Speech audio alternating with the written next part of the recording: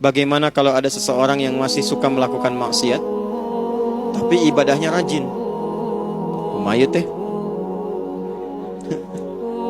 STMJ, ya, sholat, terus maksiat, jalan. STMJ. Cabai, jelly, royal, dan ginseng. Dalam benak orang tersebut mengakui dosanya, tapi hal yang terberat dia tinggalkan yaitu maksiatnya. Apa yang salah dengan orang tersebut? Salahnya masih maksiat. Salahnya taubatnya tidak serius. Quran surah ke-4 ayat 17. A'udzubillahi minasyaitonirrajim. Bismillahirrahmanirrahim. Innamat taubatu 'ala Allahi lilladzina ya'maluna as-su'a bijahalatin thumma yatubuna min qarib. Allah hanya akan menerima orang tobat yang sungguh-sungguh. Yang saat sadar dia salah, dia segera bertobat. Jadi rumus tobat itu kalau sadar salah jangan ditunda, segera tobat saat itu. Salah sore, ba'da asar, jangan tunggu malam sambil tahajud. Karena boleh jadi maghrib meninggal. Maut datang lebih cepat dari apa yang tidak diduga. Segera. Yang kedua, sungguh-sungguh. Terus begitu.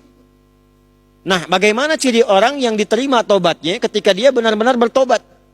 Quran surah ke-39 ayat 53. Qul ya ibadiyalladzina asrafu ala anfusihim la taqnatu min rahmatillah.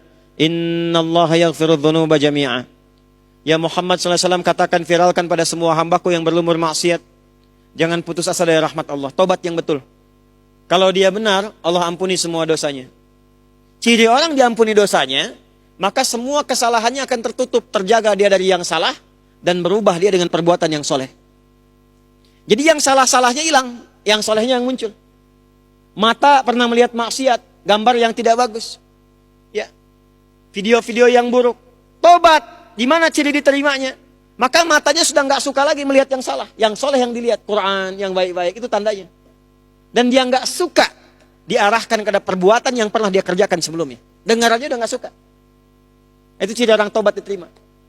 Makanya setiap kita temukan kalimat taba, seringkali umumnya disusulkan dengan kalimat faman taba wa aslaha. Ya, dia bertobat dan dia berbuat islah. Itu cirinya. Karena itu, jangan putus asa dari tobat.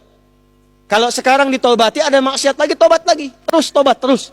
Sampai hati Anda merasa lelah dan mulai kemudian tunduk untuk bertobat kepada Allah Subhanahu wa taala. Jangan putus asa dari tobat.